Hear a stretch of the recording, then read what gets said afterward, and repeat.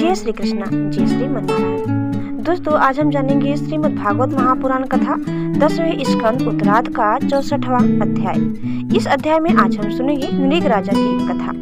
श्री सुखदेव जी कहते हैं, प्रिय परीक्षित, एक दिन शाम प्रद्युम्न, चारुभानु और गद आदि यदुवंशी राजकुमार घूमने के लिए उपवन में गए। वहाँ बहुत देर तक खेल खेलते हुए उन्हें प्यास लग आई। अब वे इधर उधर जल की खोज करने लगे। वे एक कुएं के पास गए। उसमें जल तो था नहीं, एक बड़ा विचित्र जीव दिख पड़ा। वह जीव पर्यंत के समान आकार का एक गिरगिट था।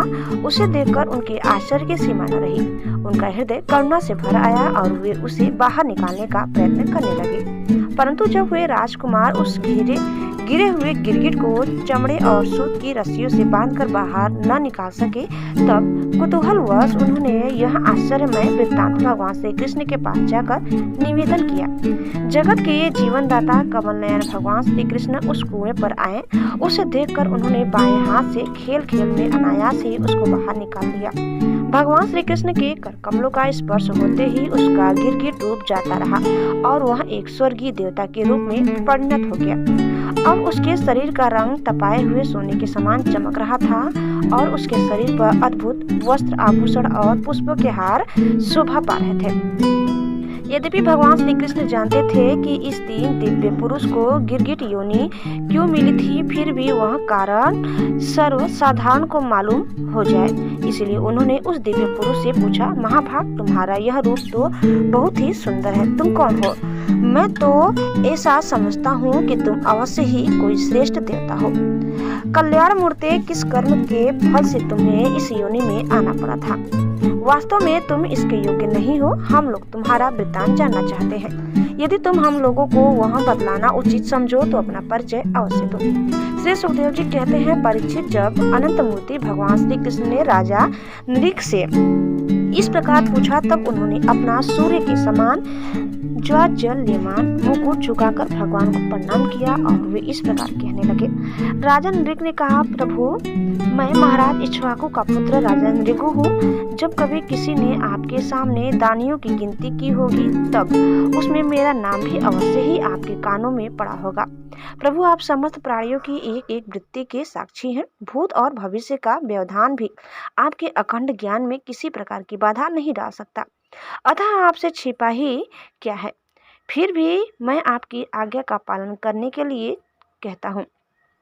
भगवान, पृथ्वी में जितनी धूलि कण हैं, आकाश में जितने तारे हैं और वर्षा में जितनी जल की धाराएं गिरती हैं, मैंने उतनी ही गौवें दान की थी। वे सभी गौवें दुआर, नौजान, सीधी, सुंदर, सुलक्षणा और कपिला थी। उन्हें मैंने न्याय के धन से प्राप्त किया था। सबके 7 बछड़े थे। उनके सींगों में सोना मर दिया गया था और खुरों में चांदी। उन्हें वस्त्र, हार और गहनों से सजा दिया जाता था। ऐसी गौवें मैंने दी थी। भगवान, मैं युवा अवस्था से संपन्न श्रेष्ठ ब्राह्मण कुमारों को, जो सद्गुणी, शील संपन्न, कष्ट में पड़े हुए कुटुंब वाले, दंभ रहित, तपस्वी, वेद पाठी, शिष्यों को विद्यादान करने वाले तथा सच चरित्र होते, वस्त्र आभूषण से अलंकृत करता और उन गौओं का दान करता। इस प्रकार मैंने बहुत सी गौवें, पृथ्वी, सोना, घर, घोड़े, हाथी, दासियों के सहित कन्याएं, तिलों के पर्वत, चांदी, शैया, वस्त्र, रत्न, गृह सामग्री और रथ आदि दान किए। अनेकों यज्ञ किए और बहुत से कुएं, बावली आदि बनवाए।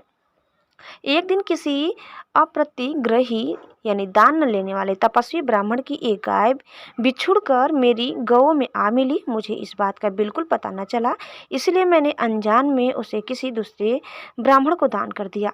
जब उस गाय को वे ब्राह्मण ले चले, तब उस गाय के असली स्वामी ने कहा, यह गौ मेरी है। दान ले जाने वाले ब्राह्मण ने कहा, यह तो मेरी है, क्योंकि राजा नृग ने मुझे इसका दान किया है। वे दोनों ब्राह्मण आपस में झगड़ते हुए अपनी अपनी बात कायम करने के लिए मेरे पास आए।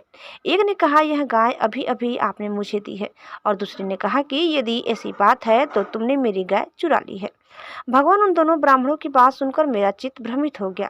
मैंने धर्म संकट में पड़कर उन दोनों से बड़ी अनुनय विनय की और कहा कि मैं बदले में 1 लाख उत्तम गौवें दूंगा। आप लोग मुझे यह गाय दे दीजिए। मैं आप लोगों का सेवक हूँ, मुझसे अनजाने में यह अपराध बन गया है।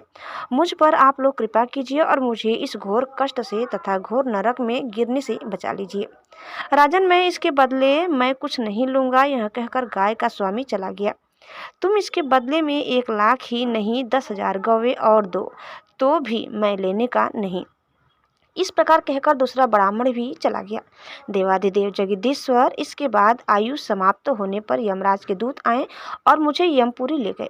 वहाँ यमराज ने मुझसे पूछा, राजन, तुम पहले अपने पाप का फल भोगना चाहते हो या पुण्य का? तुम्हारे दान और धर्म के फलस्वरूप तुम्हें ऐसा तेजस्वी लोक प्राप्त होने वाला है जिसकी कोई सीमा ही नहीं है। भगवान, तब मैंने यमराज से कहा, देव, पहले मैं अपने पाप का फल भोगना चाहता हूँ। और उसी क्षण यमराज ने कहा, तुम गिर जाओ। उनके ऐसा कहते ही मैं वहां से गिरा और गिरते ही समय मैंने देखा कि मैं गिरगिट हो गया हूँ।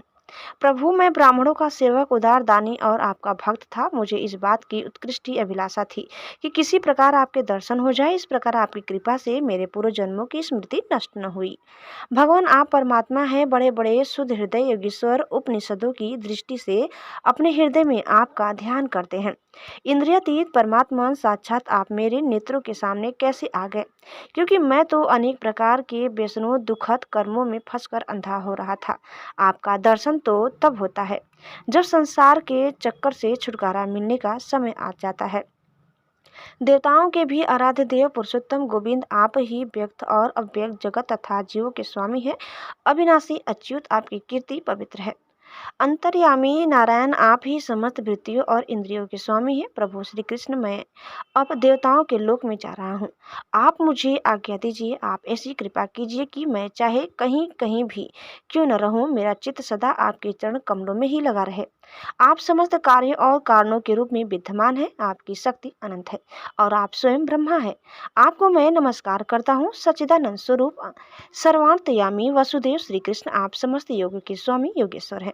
मैं आपको बार बार नमस्कार करता हूँ। राजा नृक ने इस प्रकार कहकर भगवान की परिक्रमा की और अपने मुकुट से उनके चरणों का स्पर्श करके प्रणाम किया। फिर उनसे आज्ञा लेकर सबके देखते देखते ही वे श्रेष्ठ विमान पर सवार हो गए। राजा नृक के चले जाने पर ब्राह्मणों के परम प्रेमी धर्म के आधार देवकी नंदन भगवान श्री कृष्ण ने क्षत्रियों को शिक्षा देने के लिए वहां उपस्थित अपने कुटुंब के लोगों से कहा, जो लोग अग्नि के समान तेजस्वी हैं वे भी ब्राह्मणों का थोड़े से थोड़ा धन हड़प कर नहीं पचा सकते। फिर जो अभिमान व झूठ मूठ अपने को लोगों का स्वामी समझते हैं वे राजा तो क्या पचा सकते हैं। मैं हालाहाल विष को विष नहीं मानता, क्योंकि उसकी चिकित्सा होती है। वस्तुतः ब्राह्मणों का धन ही परम विष है। उसको पचा लेने के लिए पृथ्वी में कोई औसत, कोई उपाय नहीं है। हलाहल विष केवल खाने वाले का ही प्राण लेता है और आग भी जल के द्वारा बुझाई जा सकती है, परंतु ब्राह्मण के धन रूप अरण्य से जो आग पैदा होती है वह सारे कुल को समूल जला डालती है।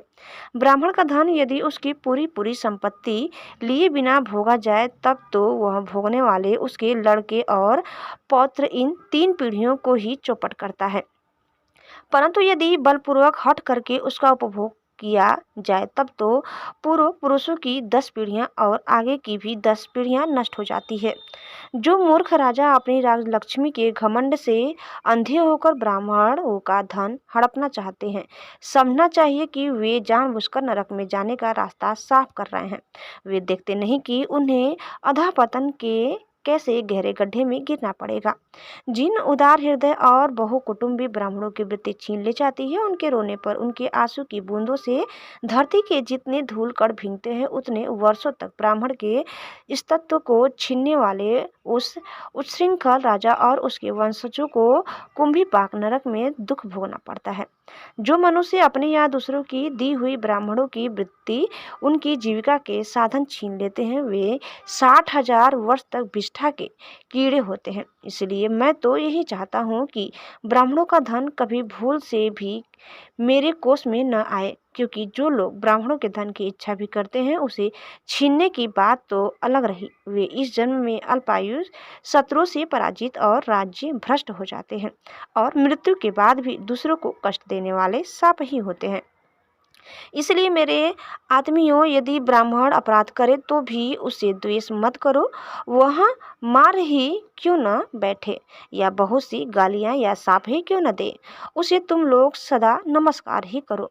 जिस प्रकार मैं बड़ी सावधानी से तीनों समय ब्राह्मणों को प्रणाम करता हूँ, वैसे ही तुम लोग भी किया करो। जो मेरी इस आज्ञा का उल्लंघन करेगा उसे मैं क्षमा नहीं करूंगा, दंड दूंगा। यदि ब्राह्मण के धन का अपहरण हो जाए तो वह अपहृत धन उस अपहरण करने वाले को अनजान में उसके द्वारा यह अपराध हुआ तो भी अधःपतन के गड्ढे में डाल देता है, जैसे ब्राह्मण की गाय ने अनजान में उसे लेने वाले राजा नृग को नरक में डाल दिया था। परीक्षित समस्त लोगों को पवित्र करने वाले भगवान श्री कृष्ण द्वारका वासियों को इस प्रकार उपदेश देकर अपने महल में चले गए। तो दोस्तों, इस प्रकार कथा यही समाप्त करते हैं। उम्मीद करते हैं कि आपको हमारी आज की कथा जरूर पसंद आई होगी। कैसी लगी कमेंट करके बताइए। चैनल में नए हैं तो प्लीज़ लाइक, शेयर और सब्सक्राइब करना न भूलें। धन्यवाद। जय श्री कृष्णा, जय श्री मन नारायण। एक बार प्रेम से बोलिए श्री बांके बिहारी लाल की जय।